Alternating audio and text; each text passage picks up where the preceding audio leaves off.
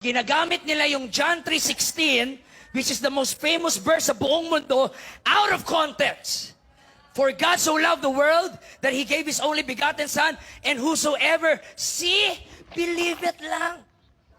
Whosoever believe it in Him. Hindi sinabing magpabaptize ka. Hindi kailangan mamuhay ng may holiness. Hindi kailangan mamuhay ng may kabanalan at katwiran sa Diyos. Just believe. Whosoever believe it, nakaganon pa yung mga puwet, mga kapatid, believe it in Him shall not perish, but have everlasting life.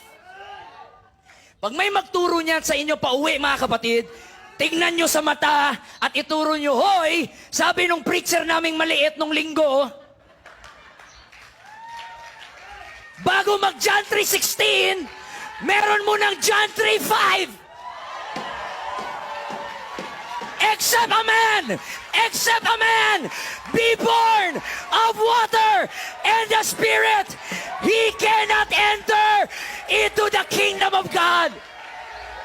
It's not enough to believe. You've got to be born again.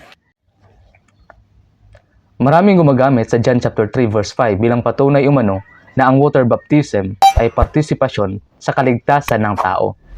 At ito ay makikita natin sa pangangaral ng mga charismatic movement or ng ilang born-again movements. Pero ano nga ba ang konteksto dito? Ang ibig ba sabihin ng Panginoong Hesukristo na dapat bautismuhan ang tao sa tubig para maligtas? Dahil ang konteksto dito ay matatagpuan natin sa verse 15 to verse 18 na ang sumampalataya sa Panginoon ay hindi mapapahamak bagkus mayroong buhay na walang hanggan. At ang hindi sasampalataya ay magkaroon ng walang hanggang kapahamakan sa impyerno.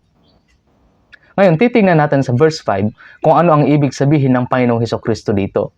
Ito kasi ang sabi ng Panginoon sa verse 5. Except a man be born of water and of spirit, he cannot enter the kingdom of God. Now, ang konklusyon ng ibang movement dito, na itong water dito ay tumutukoy sa water baptism para maligtas ang isang tao. Pero maintindihan natin itong verse 5 kung babasahin natin ang verse 6. Ang sabi sa verse 6, ang sabi ng Panginoon dito, that which is born of the flesh is the flesh, and that which is born of the spirit is spirit.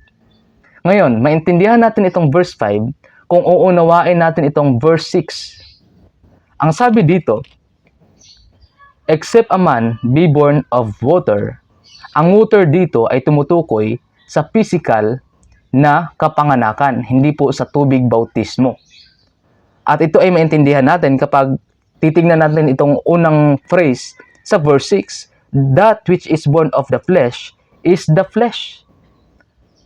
So yung water pala sa verse 5 ay tumutukoy sa physical na kapanganakan.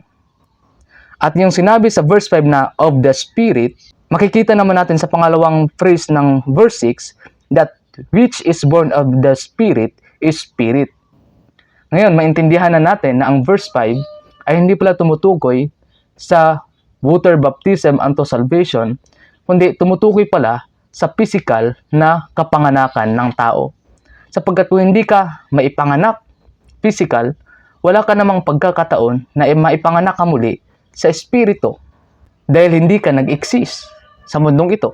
Maintindihan natin ngayon, sa John chapter 3, walang partisipasyon ang tubig bautismo, walang partisipasyon ang ating mga gawa, kundi ang pananampalataya ng tao sa Panginoong Hesukristo, ang paraan ng Diyos upang matamo natin ang buhay na walang hanggan na Kanyang ibinigay sa atin. Malinaw yan sa verse 15 to verse 18, na ang sumampalataya ay magkakaroon ng buhay na walang hanggan. Ngayon, bakit kailangan ipanganak muli sa espiritu ang tao? Ang dahilan po sapagkat tayo ay ipinanganak na makasalanan. Sabi sa Romans, for all have sins and come short of the glory of God. Tayo ay patay espiritual at walang anumang magawa mula sa ating sarili, hindi sa ating kabutihan ang makapagliligtas sa atin, kundi yung kalooban ng Diyos sa pamamagitan ng Panginoong Hesukristo na ang sinumang sasampalataya sa Kanya ay maliligtas. Kaya kung gusto mong matamo ang buhay na walang hanggan na ibinigay ng Panginoon, huwag kang magtiwala sa iyong sariling kakayahan. Magtiwala ka sa kaligtasang ginawa ng Panginoong Hesukristo. Ang Panginoon ay naipako sa krus namatay, nailibing at nabuhay muli sa ikatlong araw para tubusin tayo mula sa pagkakasala.